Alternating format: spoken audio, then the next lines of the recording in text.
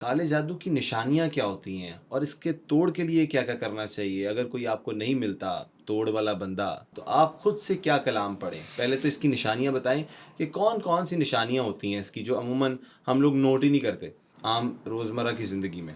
عمومی طور پہ ایسا ہوتا ہے کہ ایک بیماری ختم نہیں ہوئی دوسری، ایک دکھ ختم نہیں ہوا دوسرا، ایک تکلیف ختم نہیں ہوئی دوسری۔ اچھا، یہ روگ 3 وجہ سے ہوتا ہے، غور سے سنیے گا۔ جی۔ ہر وقت بیماریاں، ہر وقت تکلیفیں، ہر وقت دکھ، ہر وقت روگ، حادثات، مشکلات، مسائل، یہ 3 وجہ سے ہے۔ یا تو کسی کی مظلوم کی بد دعا ہے، ٹھیک اور ہے، وہ پہلی چیز کسی مظلوم کی بد دعا ہے، کسی کے ساتھ ہم نے زیادتی کی ہے، کسی بھی یا ٹائم ہمارے بڑوں نے۔ یا بڑوں نے کی ہے، ٹھیک ہے، بالکل۔ یاد رکھیے گا، دعائیں بھی تعاقب کرتی ہیں، ٹریول کرتی ہیں، اور بد دعائیں بھی تعاقب کرتی ہیں، اور نسل در نسل کرتی ہیں۔ ایک ٹھیک ہے۔ دوسرا، حادثات، مشکلات اور مسائل کی بنیادی دوسری وجہ رزق حرام۔ رزق حرام کبھی چین نہیں لینے دے گا۔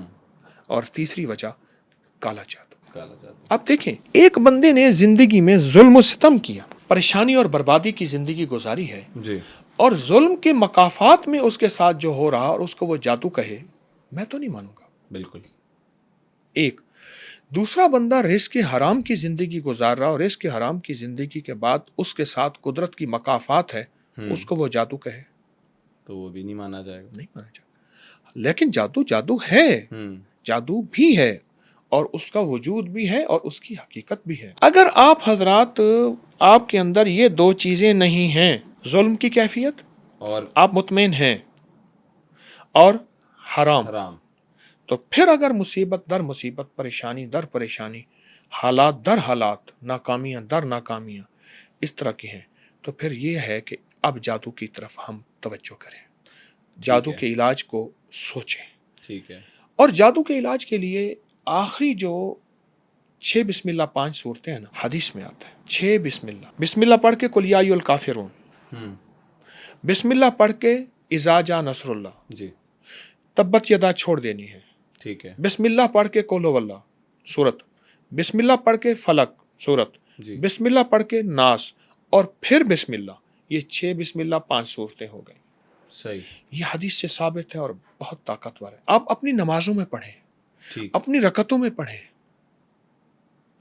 آپ اس کو کھلا پڑھیں، آپ کھانے سے پہلے پڑھیں، دعائیں بھی پڑھیں کھانے کی، آپ کھانے کے بعد پڑھیں، آپ اپنے سفر میں بہت زیادہ پڑھیں۔